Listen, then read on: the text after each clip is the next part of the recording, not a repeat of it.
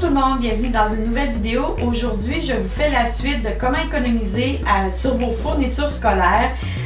J'ai reçu la première semaine de juillet, comme je vous avais parlé dans la première partie du vidéo, de comment économiser sur vos fournitures scolaires, que je vous mets en lien ici si vous ne l'avez pas vu. Je vous parlais que la première semaine de juillet, généralement, on reçoit la liste de fournitures scolaires de nos enfants. Donc, la voici, qui est celle que j'ai reçue pour Camille qui rentre en secondaire 4. Et comme vous pouvez voir, j'ai déjà marqué beaucoup de choses. Et tout ce qui est marqué en rose sur ma feuille, c'est tout ce que j'avais déjà. Donc, en réalité, si je regarde ce qui me restait à acheter, c'était 1, 2, 3, 4, 5, 6 items seulement. Sur une liste complète comme ça, il me manquait seulement 6 items. Donc, les cartables pour Camille sont déjà tout prêts avec tout le matériel dedans. Donc, j'en prends un, par exemple, lui. Il y a déjà tout son matériel qu'il a besoin pour le cours de français. Donc, tout est prêt. Là, maintenant, ils vont tout tomber. Ah, voilà. Donc, tout ça, c'est fait. Là, il me reste juste à acheter les fournitures qui me manquent.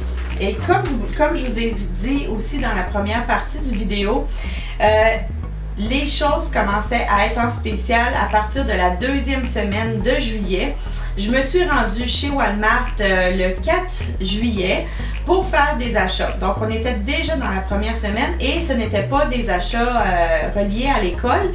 Et je suis passée devant l'espace relié aux fournitures scolaires et déjà, ils étaient en train de mettre des articles en promotion et c'était pas encore dans la circulaire. Donc, je vous amène avec moi chez Walmart.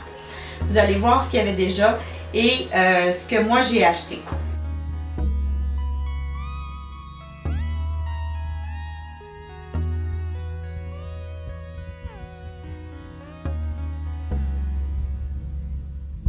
Cartable 1 pouce à 88 sous. Taille crayon, 97 sous aussi. Les gommes à effacer, normalement à 1,17 à 97 sous pour le moment. Les règles sont à 87 sous. Les stylos sont à 97 sous pour le paquet de 10. Donc, comme je vous l'avais montré, j'en ai plus. Donc, on va en prendre. Ceux-là sont à 97 sous aussi. Puis il y a plusieurs couleurs. Il y a des rouges, des noirs. Fait qu'on va prendre des paquets comme ça. Crayon anime, 20 sous pour une boîte de 8. À côté, on en a 10 pour 97 sous. Fait que ça revient bien moins cher de prendre les autres à 20 sous. Donc, comme vous pouvez voir, il y avait déjà beaucoup d'articles qui étaient mis sur les tablettes. Ils n'avaient pas terminé encore et ils étaient déjà en prix de promotion. Si vous avez regardé la circulaire de cette semaine, vous avez vu sûrement dans la circulaire de Walmart qu'il y avait pas mal d'articles en rabais. Donc, et si vous allez sur place, vous allez vous rendre compte que les items que je vous ai montrés n'étaient pas dans la circulaire, mais qu'ils étaient en rabais déjà. Donc, j'ai acheté certains de leurs items qui me manquaient. Donc, des crayons feutres, des stylos, des crayons de cire et de la colle. Et là, cette année, par contre, j'ai trouvé ça. C'est un gros pot de colle pour 9 et quelque chose, mettons 10 $.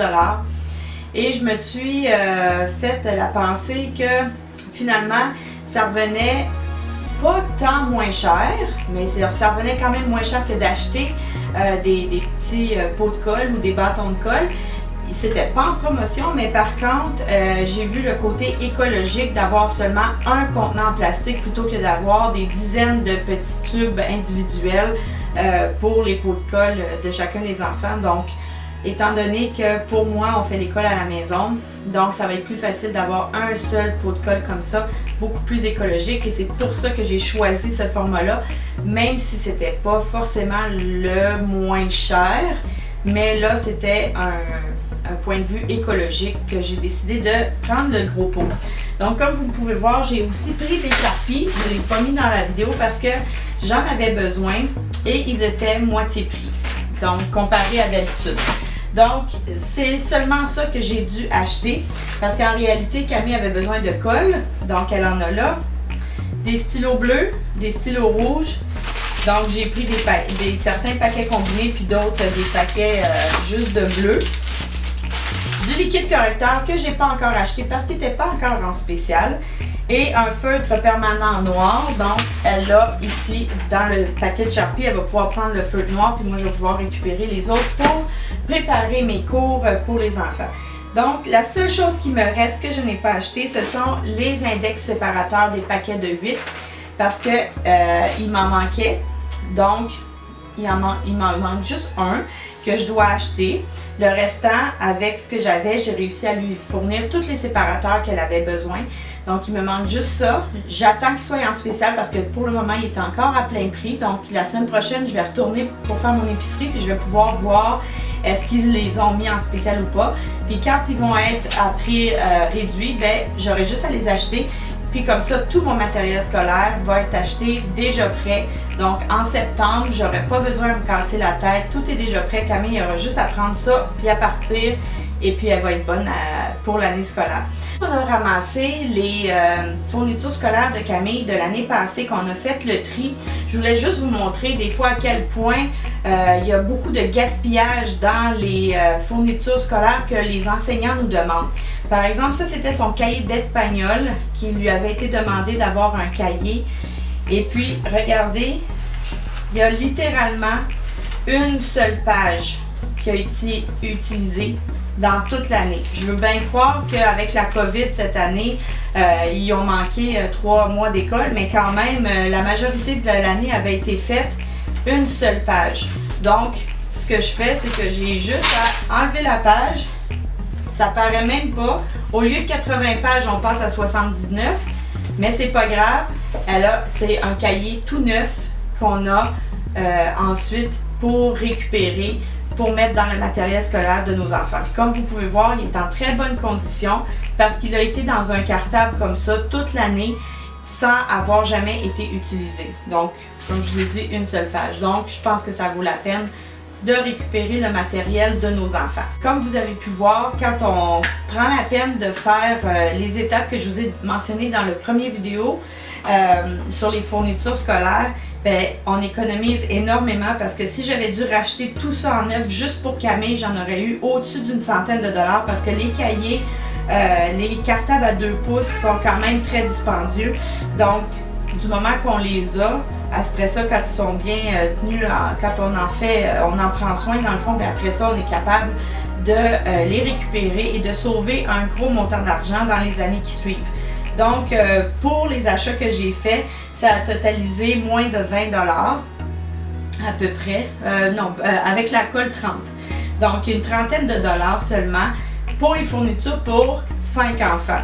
Parce que dans le fond, ça inclut les fournitures pour aussi les crayons comme ça. Ça inclut les fournitures pour les enfants dont je fais l'école à la maison. Donc j'en ai 4 qui font l'école à la maison, plus Camille qui va au secondaire. Donc en tout, là, 30 $ pour l'entièreté de mes fournitures scolaires pour 5 enfants, je pense que ça vaut la peine de faire les trucs que je vous ai mentionnés dans la première vidéo de comment économiser sur vos fournitures scolaires. Donc, je voulais vous montrer comment le mettre en application. J'espère que vous avez aimé cette vidéo. Laissez-moi un pouce bleu si vous avez aimé ça. N'hésitez pas à vous abonner à ma chaîne et on se revoit dans une prochaine vidéo. Au revoir!